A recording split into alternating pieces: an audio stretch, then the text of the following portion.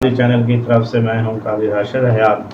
आज हम जो टॉपिक डिस्कस करने जा रहे हैं, changes in quantity demand. Last lecture में हमने डिस्कस किया था law of demand. Law of demand में हमने ये कहा था कि quantity demand is a function of price of related goods, income, taste, fashion, technology, बहुत सारी चीज़ों को।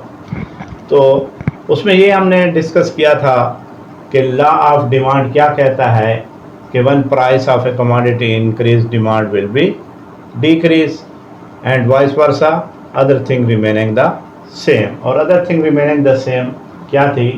यही चीज़ें थी जिनको हमने कांस्टेंट रखा था कि ये गुड चीज़ें एज इट इज़ रहें, इनके अंदर किसी किस्म की कोई तब्दीली नहीं आनी चाहिए। तो जिसने लॉ ऑफ डिमांड का कंसेप्ट क्लियर करना हो उन्हें चाहिए कि वो उस वीडियो को विजिट करें। तो अब हम देखते हैं कि प्राइस, लॉ ऑफ डिमांड में हमने कहा था कि प्राइस जब इंक्रीज होगी तो क्वांटिटी डिमांड क्या होगी? डिक्रीज होगी। और दूसरा, जब प्राइस डिक्रीज होगी तो क्वांटिटी डिमांड क्या होगी? इंक्रीज होगी। अब चेंजेस इन क्वांटिटी डिमांड यानी क्वांटिटी डिमांड के अंदर क्या चेंजेस आएंगी? किसकी वजह से? प्राइस की तब्दील होने की वजह से उसका जो इम्पैक्ट पड़ता है क्वांटिटी डिमांड पे, तो वो क्वांटिटी डिमांड पे इम्पैक्ट क्या करता है, क्या असर दिखाता है, उसे हम क्या कहते हैं? जब प्राइस इंक्रीज होगी और क्वांटिटी डिमांड डिक्रीज होगी तो it is called contraction of demand.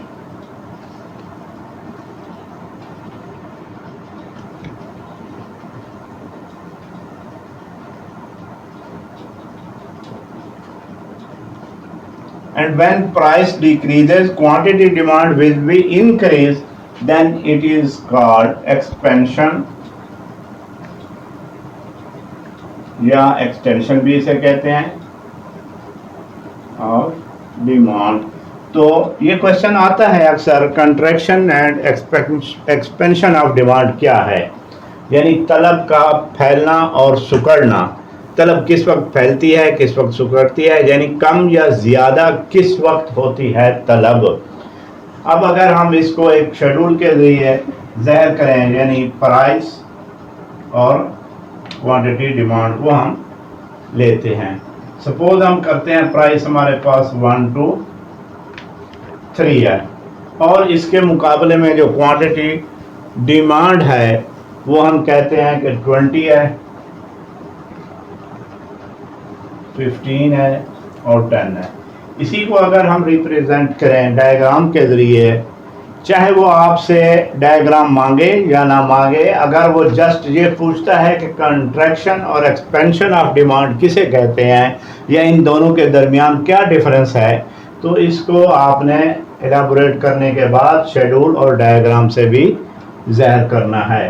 तो अब देखते हैं, हम एक्स एक्सेस पे हम क्वांटिटी डिमांड को लेंगे और वाई एक्सेस पे हम क्या लेंगे? प्राइस को लेंगे। तो प्राइस हमारे पास 1 2 3 और क्वांटिटी डिमांड हमारे पास है 10 15 एंड 20। अब देखें, जब प्राइस हम कहते हैं कि 1 है तो क्वांटिटी डिमांड कितनी है? 20।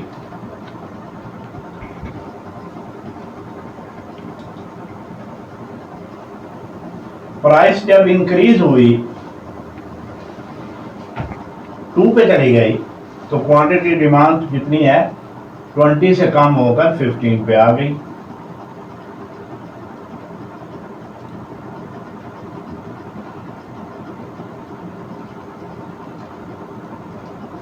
प्राइस जब मजीद इंक्रीज हुई 3 पे पहुंची तो डिमांड हमारे पास कितनी रहेगी? 10।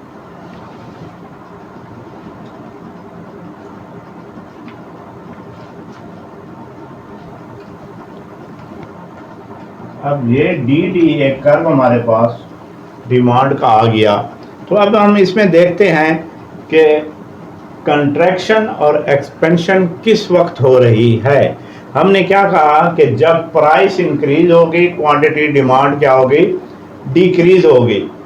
अब देखें प्राइस इंक्रीज होती जा रही है 1 2 3, क्वांटिटी अब देखें क्या हो रही है, डिक्रीज हो रही है, यानी 20 से 15 पे आई, 15 से फिर 10 पे पहुंची। तो जब ये इस तरह हुई यानी प्राइस हमारी इंक्रीज हुई, क्वांटिटी डिमांड डिक्रीज हुई, तो हम इसे क्या कहते हैं, कंट्रैक्शन। और इसकी जो मूवमेंट होगी वो क्या होगी, मूवमेंट यानी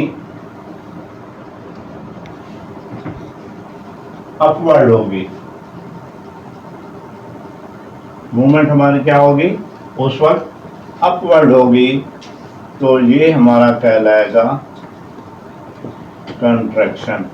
अब जब हमने कहा कि प्राइस डिक्रीज होगी और क्वांटिटी डिमांड क्या होगी, इंक्रीज। अगर हम इसको यूं देखें कि 3 फिर 2 फिर 1 और क्वांटिटी डिमांड देखें 3 पे 10 थी, फिर 15 हुई 2 पे, फिर 1 पे 20 हुई, यानी डिमांड इंक्रीज होती जा रही है।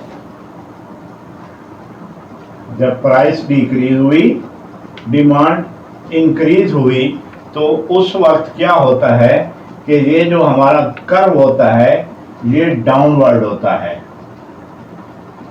तो इसको हम कहते हैं एक्सपेंशन।